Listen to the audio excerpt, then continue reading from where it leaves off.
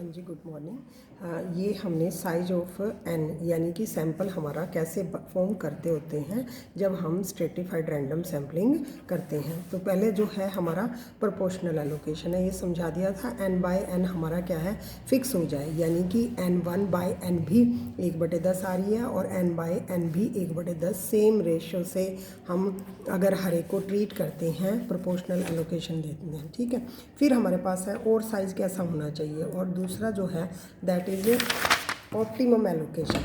Second जो है हमारे पास वो है कि हम किस तरह से फॉर्म करेंगे सैम्पलिंग ऑप्टिमम एलोकेशन के अकॉर्डिंग। ऑप्टिमम एलोकेशन में भी दो हमारी थ्योरम इम्पोर्टेंट हैं कि किस तरह से कर सकते हैं कि वेरिएंस को हम मिनिमम चाहते हैं फॉर फिक्स टोटल साइज।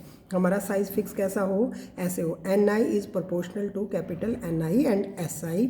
और सिमिलरली जब हमारा कॉस्ट फंक्शन भी इंक्लूड हो जाता है तब भी हम वेरिएंस को मिनिमम कर सकते हैं, यानी कि variance of Y S T is minimum if n i is proportional to this one. ठीक है, तो ये जब हम ऑप्टिमम एलोकेशन ले रहे हैं, एक थ्योरम ये बन गई, एक थ्योरम ये बन गई, और इससे पहले हमने नेम एन की करी है जिसके अंदर हमने प्रोपोर्शनल एलोकेशन लिया। तो इस तरह से 3 थ्योरम्स बन जाती हैं। 3 थ्योरम का मतलब variance of Y S t 3 types के होते हैं। एक तो वेरिएंस कब होगा, जब हमारे पास प्रोपोर्शनल एलोकेशन होगी। ठीक है, और दूसरा हमारे पास कब होगा, जब हमारे पास साइज एन आई फिक्स होगा। तीसरा जब होगा जब हम इसमें कॉस्ट फंक्शन भी ले लेते हैं और n i is dependent on the cost function. तो इस तरह से ऑप्टिमम एलोकेशन में हमारे पास ये वाला n i is proportional to यानी कि कॉस्ट फंक्शन में भी। तो इस तरह से इसके जो हमारे 3 जो हैं स्ट्रेटिफाइड में सिंपल रैंडम सैम्पलिंग में एक वेरिएंस था, बट यहाँ पर हमारे पास 3 निकालते होते हैं हम, क्योंकि 3 टेक्निक हम यूज़ कर रहे हैं। ठीक है, तो यहाँ से तो हम साइज ऑफ द सैंपल है आ जाता है, इस तरह से पूछते हैं। ठीक है, तो अब नेक्स्ट हमारे पास थ्योरम है दैट इज़ 15 थ्योरम।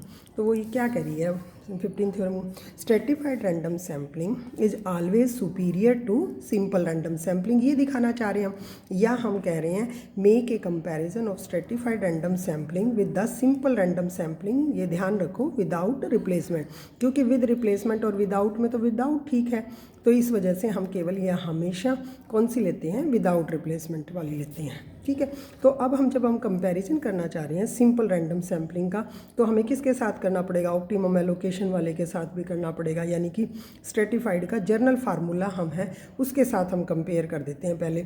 फिर यानी कि variance of Y S t, एक तो प्रोपोर्शनल है, variance of Y S t एक है ऑप्टिमम एलोकेशन, और एक है variance of Y S t simple. यानी कि इन तीनों में अगर मैं ये ग्रेटर देन दिखा दूँ इन दोनों से, तो ये दोनों स्ट्रेटिफाइड रैंडम सैम्पलिंग के वेरिएंस है। तो इसका मतलब जब सिंपल रैंडम सैम्पलिंग का वेरिएंस ज़्यादा आ रहा है तो ये दोनों बेटर हैं, और ये दोनों किस लिए यूज हो रही हैं, स्ट्रेटिफाइड रैंडम सैम्पलिंग में। So the stratified sampling is better, तो ये हम इसमें प्रूव कर रहे हैं। तो फर्स्ट हमारे पास है, first we take the comparison of proportional allocation with simple random sampling, then with this, इसको बोलते हैं जब हम प्रोपोर्शनल एलोकेशन है, it is given by name n. ठीक है, फिर हम बाद में उसके बाद, सॉरी नेम एन नहीं है, बाउलेज कोफिशिएंट जैसे है। फिर नेक्स्ट जो है, फिर हम कंपेयर करेंगे प्रोपोर्शनल के करने के बाद optimum allocation by given by name n. ठीक है, तो इस तरह से हम कंपैरिजन करते हैं सिंपल रैंडम सैम्पलिंग। तो हमें क्या गिवन है, we have given variance of proportional allocation में जो हमने 11वीं थ्योरम करी थी, variance of Y S T is proportional, this is proportional is equal to 1 by N minus 1 by N, N I, और ये फिक्स और साइज फिक्स होने की वजह से यानी कि n by capital N fix हो जाता है, तो वहाँ I की जगह N और ये कैपिटल N की जगह N हो जाता है, और पी आई इज़ प्रोपोर्शनल। उसका पी आई का मतलब क्या है, P I is equal to N I by N I. ठीक है ना, क्योंकि हर एक जो है स्ट्रेटा का वेट उसके साथ जुड़ा होता है, तो this is the weight of strata we using. अब हमारे पास सिंपल रैंडम सैम्पलिंग का हमने किया था थ्योरम, तो उसमें हमारे पास क्या था, variance of y bar simple random sampling में हमारे पास 1 by N minus 1 by n s square था, यहाँ आई नहीं था, बट स्ट्रेटिफाइड में हम समीशन और आई फ्रॉम 1 to k लेती होती हैं। ठीक है, तो अब हमारे पास नेक्स्ट जो है now change the S square in S I हम चेंज करना चाह रहे हैं। तो कंपैरिजन हमने फिर फैक्टर सेम है ही, तो कंपैरिजन आराम से हो जाएगा। अब हम लेते हैं एस स्क्वेयर क्या है, n-1 एस स्क्वेयर जो है that is summation, double summation stratified random sampling में वाई आई में से उसका मीन घटा देते हैं, दैट इज एस स्क्वेयर। अब एस स्क्वेयर वाले जो हैं उसके अंदर वाई एन आई और वाई एन आई हम मीन जोड़ देते हैं और घटा देते हैं, और इसको हमने ए नाम दिया और इसको हमने बी दिया है। अब हमने ए प्लस में बी का फार्मूला लगाया, तो इससे हमारे पास यहाँ स्क्वेयर स्क्वेयर प्लस में कोवेरियंस टर्म, बट इनमें कोवेरियंस टर्म क्योंकि डेविएशन फ्रॉम मीन है, ये वाला deviation from mean is always 0, तो ये हमारा 0 हो गया। तो हमारे पास 2 ही टर्म बची, कौन सी, ये वाली और दिस वन, ठीक है। अब हमने क्या करना है, यहाँ से ये इसको एन आई से मल्टीप्लाई और डिवाइड कर दूँ, तो एन आई से अगर मल्टीप्लाई और डिवाइड करती हैं तो ये this is s i square हो जाएगा and this is as it is, इसमें कुछ है ही नहीं हमारे पास, ये नहीं, ये भी मीन है और ये भी मीन है, तो ये कांस्टेंट वैल्यू का डिफरेंस है, कितने टाइम्स है, के टाइम्स है, के आई फ्रॉम, और के कितने के स्ट्रेटा में हर एक में क्या साइज है, एन आई, तो यहाँ पर एन आई हम ले लेंगे, ठीक हो गया।